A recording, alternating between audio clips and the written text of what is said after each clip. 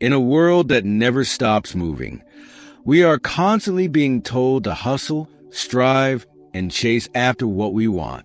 But what if the real secret to attracting what we desire isn't in the chase, but in the stillness?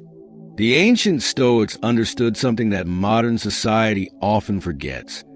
When you stop grasping at things with desperation, they come to you naturally.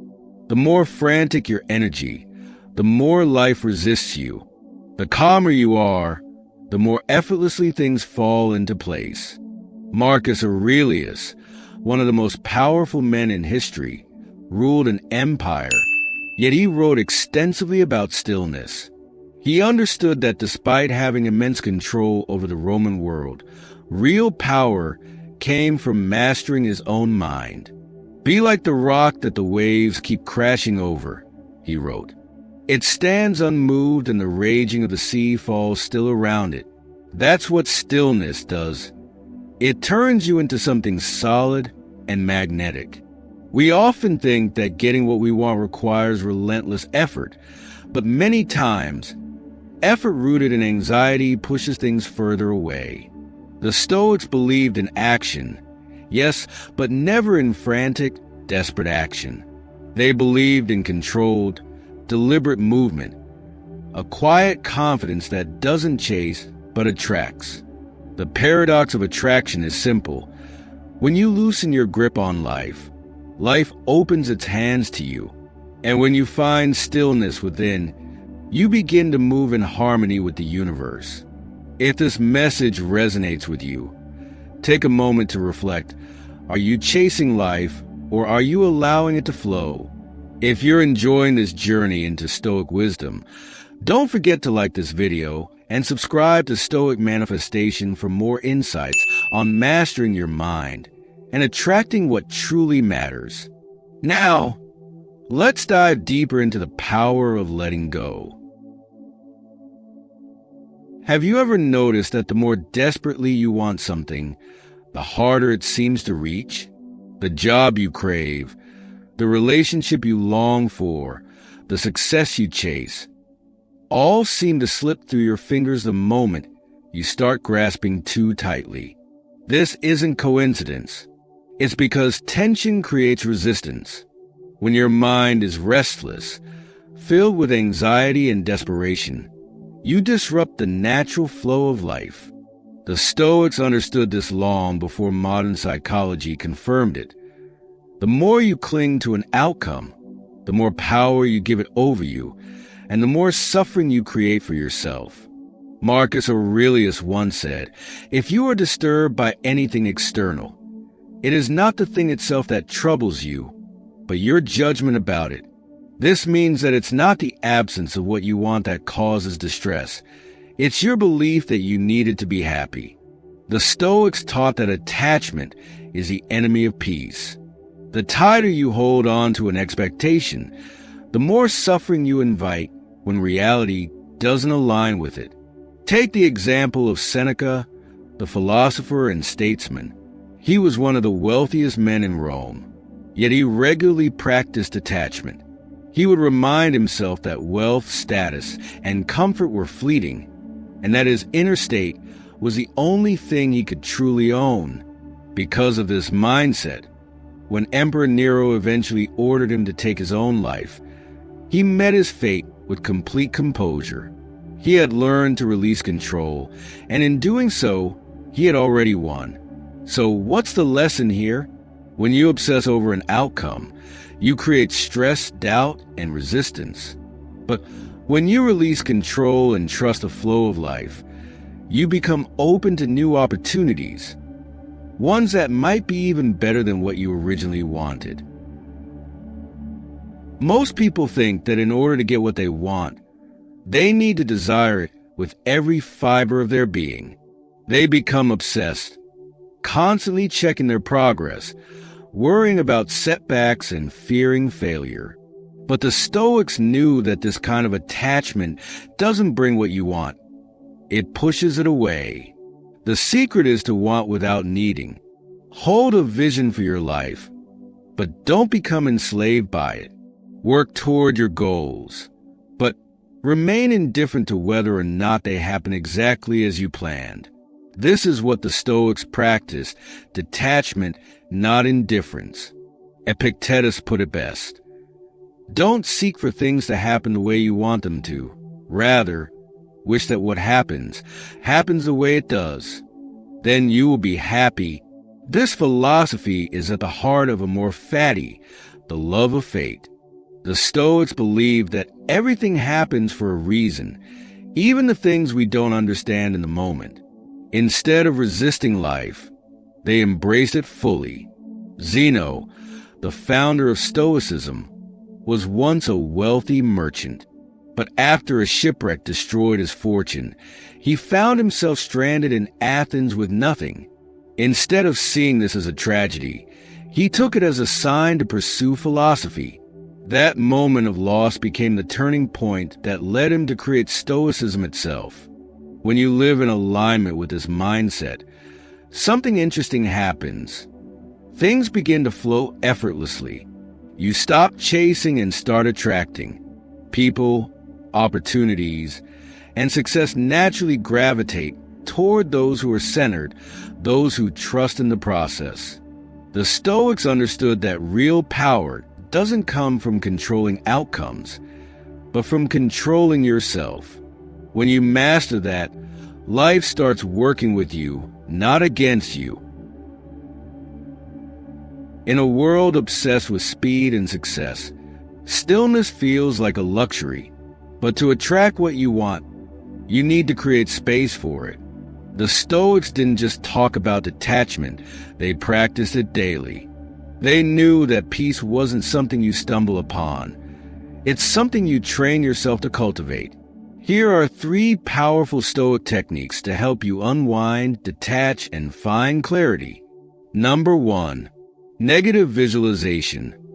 Freeing yourself from attachment. One of the most powerful Stoic practices is premeditatio malorum, or negative visualization. Instead of anxiously clinging to desires, the Stoics regularly imagine losing what they valued: wealth, relationships, health. Not to invite misfortune, but to prepare their minds. Seneca wrote, "He robs present ills of their power who has perceived their coming beforehand." By imagining life without your desires, you loosen their grip on you. You begin to see that you can still be whole, even without them. This frees you from desperation and allows you to move through life with ease, attracting what is meant for you. Number 2, voluntary discomfort, strengthening the mind. The Stoics deliberately expose themselves to discomfort. Marcus Aurelius slept on the ground. Seneca practiced fasting. Why? Because when you prove to yourself that you can endure hardship, you stop fearing it. And when fear is gone, desperation disappears. You approach life with quiet confidence, unshaken by setbacks. Number 3, journaling and reflection, understanding your true desires. Journaling was a daily practice for Marcus Aurelius. He used it to reflect on his emotions, challenge his desires, and remind himself of what truly mattered. Writing down your thoughts forces you to confront your intentions. Do you want something because it aligns with your values, or because the world told you to want it? When you understand your why, you make better choices, and better choices lead to a more aligned, effortless life. By practicing these techniques, you create inner stillness, the kind of stillness that naturally attracts the right things at the right time without force. Most people spend their lives either chasing the future or regretting the past.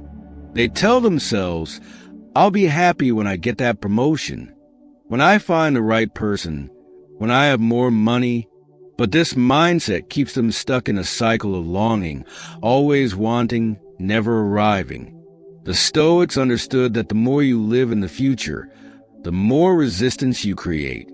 The more you focus on the now, the more effortlessly life unfolds. Marcus Aurelius wrote, Confine yourself to the present. He wasn't saying to ignore your goals, but to stop obsessing over what you can't control. When you live in the present, you stop resisting life. You stop worrying about how things should be and start accepting them as they are. And ironically, this acceptance makes you more magnetic. It brings you peace, clarity, and confidence, which in turn attract the very things you desire. But to truly live in the present, you must let go of external validation. The Stoics warned against seeking approval from others. Epictetus reminded his students, if you wish to improve, be content to appear clueless or stupid in external matters. In other words, stop chasing recognition. Stop measuring your worth by how others see you. When you trust your own inner wisdom, you radiate a quiet strength that draws people and opportunities toward you. And finally, gratitude. Nothing shifts your energy faster than appreciating what you already have. Seneca advised, he is a great man who uses earthenware as if it were silver, but he is equally great who uses silver as if it were earthenware. When you stop seeing your life as lacking, you start seeing it as abundant. And when you see abundance, you attract more of it. Living in the present, trusting yourself, and practicing gratitude, these are not just philosophical ideas. They are powerful tools to dissolve resistance and allow life to flow toward you rather than you chasing after it. One of the biggest misconceptions about Stoicism and about life itself is that surrender means passivity, that detachment means doing nothing. But this couldn't be further from the truth. The Stoics were not spectators. They were warriors, emperors, and philosophers who shaped history. They understood that success requires action, but not desperate, frantic action. The key is balance.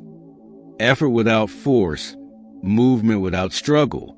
Marcus Aurelius ruled Rome during plagues, wars, and betrayals. Yet he never panicked, never tried to control the uncontrollable. He wrote, "You have power over your mind, not outside events. Realize this, and you will find strength." This is the essence of Stoic action. Focus on what you can control and surrender the rest. Take clear, purposeful steps, but do not cling to the outcome. When you force things, when you chase opportunities that don't align, when you overthink every move, when you try to manipulate results, you create resistance. Life doesn't respond well to force.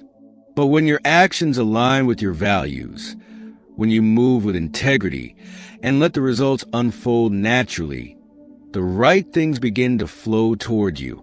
Seneca once mentored Emperor Nero, but when he saw Nero's corruption, he chose to step away from power rather than force a relationship that no longer aligned with his principles. He understood that true success isn't just about external achievement. It's about internal alignment. So act, but don't cling. Move, but don't force. Trust that what is meant for you will arrive. Not because you chased it, but because you created the conditions for it to come to you. In the end, the secret to attracting what you want isn't about chasing, forcing, or controlling. It's about becoming the kind of person who naturally draws the right people, opportunities, and experiences into their life. And you do that by unwinding, by stepping back from desperation, by releasing attachment, and by trusting in the process. Think about the most magnetic people you know. They aren't the ones who beg for attention or force outcomes. They are the ones who move through life with quiet confidence. They trust themselves. They trust their path. And because of that, life responds to them. The Stoics understood this deeply. They didn't beg, they didn't force. They simply became. Marcus Aurelius ruled an empire, but never let power consume him. Seneca amassed great wealth, but lived as if he could lose it all tomorrow. Epictetus, born a slave, never allowed his circumstances to define him. Each of them understood that the true key to life isn't gripping tightly. It's knowing when to let go. So ask yourself, what do you need to release today? What fears? What anxieties? What desperate grasping is standing between you and the life you want?